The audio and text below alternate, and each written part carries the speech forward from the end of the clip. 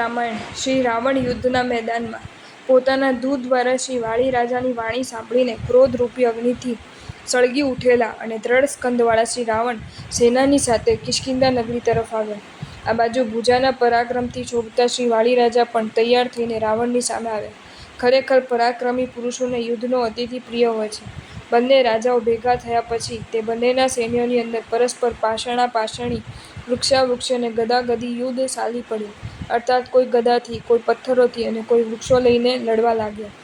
તે યુદ્ધમાં સેંકડો રથો શેકેલા પાપડની માફક ભાંગી ચૂરાવા લાગ્યા. મોટા હાથીઓ માટીના પિંડની માફક ભેદાઈ જવા લાગ્યા. ઘોડાઓ સ્થાને સ્થાને કોળાની જેમ ખંડિત થવા લાગ્યા અને પાયદલો ચંચા પુરુષો ચાળિયાની માફક ભૂમિ ઉપર પડવા લાગ્યા. યુદ્ધમાં થવા માંડેલા તે પ્રકારના પ્રાણીઓના સંહારને જોઈને દયાળુ બનેલા વાનરપતિ વીર શ્રી વાળી એકદમ આવીને શ્રી રાવણને કહેવા લાગ્યા કે યુજ્યતે ન વત્થ પ્રાણી માત્રસ્યાપી વિવેકીનામ પંચેન્દ્રિયાણા હસ્ત્યાદિ જીવાના બતકા કથા દ્વિષજ્જયાએ યદ્યેશ તથાવ્યો નઃ દોષમતામ દોષમંતો હિ નિજરેવ દોર્ભિ વિજયકાંક્ષિનો ત્વમ દોષમાચવક્યશ્વાસી સૈન્યયુદ્ધમ વિમુચ્ય તત્ત અનેક પ્રાણી સંહારા વીરાય નરકાય વ્યસ્ત. વિવેકી આત્માઓને પ્રાણી માત્રનો પણ વધ કરવો એ યોગ્ય નથી, તો પછી હસ્તી આદિ પંચેન્દ્રિય પ્રાણીઓના વધની તો વાત જ છે. જોકે આ પ્રાણીઓનો વધ દુશ્મનોના વિજયને માટે કરાય છે, તો પણ પરાક્રમી પુરુષો માટે આ યોગ્ય નથી.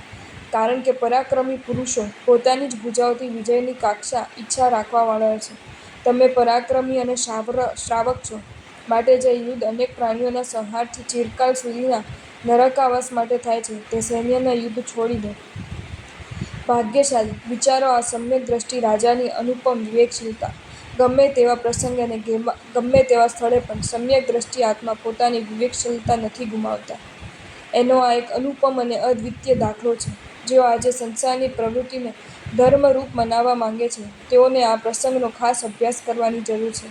પરમ શુદ્ધ સમ્યક દ્રષ્ટિ શ્રી વાલી મહારાજા સ્પષ્ટ પણ જાહેર કરે છે કે યુદ્ધ એ નરકનું કારણ છે અને વિવેકી આત્માઓ માટે એક નાનામાં નાની જંતુની પણ હિંસા એ યોગ્ય નથી. આવા અનેક ઉત્તમોત્તમ દ્રષ્ટાંતોથી ભરેલા સાહિત્યમાંથી પણ પાપ પોષક પ્રવૃત્તિ કાઢવાની દ્રષ્ટિતા કરનારા, ખરેખર જ પોતાનું આત્માનું અહિત કરવા સાથે જગતના જીવોને પણ કતલ કરવાનું કારખાનું ખોલનારા છે. અને એથી જ શ્રી જૈન શાસનમાં એવાઓને અધિષ્ઠ કલ્યાણકારા તરીકે ઓળખાવ્યા છે. ખરેખર શાસ્ત્રમાં જે આત્માઓને પાપવૃત્તિ કરવા છતાં પણ અલ્પબંધ કરનારા તરીકે ઓળખાવ્યા છે, તે આવા પવિત્ર અને શુદ્ધ વિવેકશીલ આત્માઓને જ. શ્રી રાવણ પણ શ્રાવક છે, એટલે શ્રી વાળીથી બોધ પમાડેલા અને ધર્મના જાણકાર એવા શ્રી રાવણે પણ એ વાત કબૂલ કરી અને સૈન્યના યુદ્ધને બંધ કર્યું. શ્રી રાવણ અને શ્રી વાળી વચ્ચે સંગ્રામ શરૂ થયો. પંચેન્દ્રિય જીવોની કતલ જોઈ શ્રી જિનેશ્વર દેવના વચનમાં સંપૂર્ણ આસ્તિકાય ધરાવનાર શ્રી વાળીના હૃદયમાં વિવેકપૂર્ણ અનુકંપાનો આવિર્ભાવ થયો. સમ્યક્ત્વના 5 લક્ષણોમાં પ્રધાનતા ઉપશમની છે અને પ્રાપ્તિ આસ્તિકાયની છે. એટલે કે પ્રધાનતાની દ્રષ્ટિએ ઉપશમ પ્રથમ અને પ્રાપ્તિની દ્રષ્ટિએ આસ્તિક્ય પ્રથમ. જેમ જેમ આસ્તિક્ય વધે તેમ તેમ અનુકંપા, નિર્વેદ, સંવેગ અને ઉપશમનો આવિર્ભાવ વધુ થતો જાય. સાચું આસ્તિકાય ન હોત તો અનુકંપાનો સંભવ બહુ જ કમ હતો. જીવના વાસ્તવિક સ્વરૂપનું ભાન ન હોય તો આવા ભયંકર પ્રસંગે અનુકંપા આવે શી રીતે? શ્રી જિનેશ્વર દેવના વચનમાં આસ્તિકતા ધરાવનાર આત્માઓની દશા કેવી હોય છે અને કેવી હોવી જોઈએ એ વાત આ પ્રસંગ ઉપરથી સ્પષ્ટ સમજી શકાય તેમ છે. આવા ભયંકર પ્રસંગે પણ જેનું હૃદય પારકાની પીડાથી કંપી ઉઠે એ જેવી તેવી ઉચ્ચ દશા નથી. સમ્યક દ્રષ્ટિ આત્માઓની શુદ્ધ દ્રષ્ટિનો સાક્ષાત્કાર આવા પ્રસંગોએ જ થઈ શકે છે. જેઓ સુધારા, ઉન્નતિ, પરમાર્થ અને પરોપકાર આદિના નામે પાપથી બેદરકાર બન્યા છે અને વાત વાતમાં જ્ઞાની પુરુષો તરફથી અપાતી ચેતવણીનો તિરસ્કાર કરવા જેવી કનિષ્ઠ દશાઓ પહોંચી ચૂક્યા છે, તેઓએ શ્રી વાલી મહારાજાની આ મનોદશા ખાસ વિચારવા જેવી છે. શબ્દના આડંબરથી કર્મસત્તા છોડી નહીં દે, આ વાત તેઓએ પોતાના હૃદયપટ ઉપર કોતરી રાખવા જેવી છે. સાચા આસ્તિકાય વિના આવા ઉત્તમ વિચારોનો આવિર્ભાવ થવો શક્ય નથી. અનુકંપા, નિર્વેદ, સંવેગ અને ઉપશમની શુદ્ધતાનો આધાર આસ્તિક્ય ઉપર છે. મિથ્યાત્વરૂપ મૂળ ગયા વિના વાસ્તવિક રીતે શુદ્ધ ગુણોની પ્રાપ્તિ થઈ શકતી નથી. વાચકવર શ્રી યશોવિજયજી મહારાજે ઉપદેશ રહસ્યમાં કહ્યું છે કે મિથ્યાત્વની હયાતીમાં દેખાતો સુંદર પરિણામ પણ વાસ્તવિક રીતે સુંદર હોઈ શકતો નથી. આથી સમજાય છે કે મૂળ વસ્તુ વિનાના ગુણો પણ ગુણાભાસની કોટીના છે. ધ્યેય વિનાના ઘોર તપને શાસ્ત્રકારોએ કાયાકષ્ટની કોટીમાં મૂક્યું છે. આથી શ્રી જિનેશ્વર દેવની આજ્ઞામાં આસ્તિકાય અખંડ હોય તો જ ગુણોની ખીલવટ સહજ થાય છે. એ આસ્તિકયના જ પ્રતાપે આવા ભયંકર પ્રસંગે પણ શ્રી વાલી મહારાજા યુદ્ધભૂમિને ધર્મભૂમિ બનાવવા જેવી વાત કરી રહ્યા છે. શ્રી રાવણ પણ ભગવાનના માર્ગ પ્રત્યે શ્રદ્ધાળુ છે.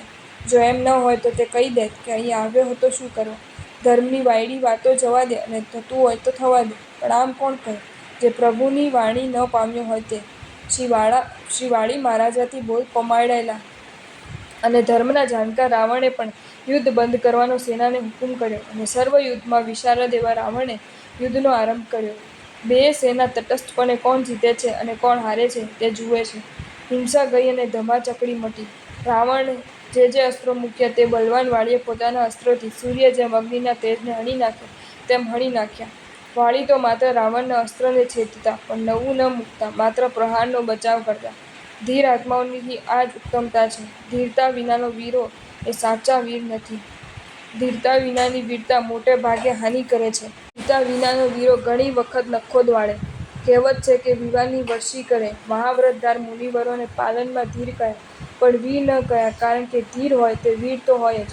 શ્રી રાવણે સર્પાસ્ત્ર અને વરુણાસ્ત્ર વગેરે મંત્રાસ્ત્રો મૂક્યા અને પરાક્રમી વાળીએ એ અસ્ત્રોને ગરુડાસ્ત્ર વગેરે અસ્ત્રોથી હણી નાખ્યા. તે પછી શસ્ત્ર અને મંત્રોની નિષ્ફળતાથી કોપાયમાન થયેલા શ્રી રાવણે 6 ઉપવાસની તપશ્ચર્યાથી સાધી લીધેલું ચંદ્રહાસ નામનું મહાસર્પ જેવું ભયંકર ખડગ લીધું અને ખડગ રત્નવાળા શ્રી રાવણ એક શિખરવાળા પહાડની જેમ અને એક દાંતવાળા હસ્તીની માફક શ્રી વાળીની સામે દોડ્યો અને શ્રી વાળીએ લીલા માત્રમાં ડાબા હાથથી શાખાવાળા વૃક્ષને પકડી લે તેમ ચંદ્રહાસ ખડગની સાથે જ શ્રી રાવણને પકડી અને પંડિત એવા કપીશ્વર શ્રી વાળીએ દડાની જેમ શ્રી રાવણને બગલમાં સ્થાપિત કરીને એક ક્ષણવારમાં 4 સમુદ્રવાળી પૃથ્વી ફરી વળ્યા. જો તમને આ વિડીયો ગમ્યો હોય તો આ વિડીયોને લાઇક કરો અને શેર કરો અને આવા જ નવા વિડીયો જોવા માટે જૈન ફેક્ટ્સ એન્ડ સ્ટોરીઝની ચેનલને સબસ્ક્રાઇબ કરો. ધન્યવાદ.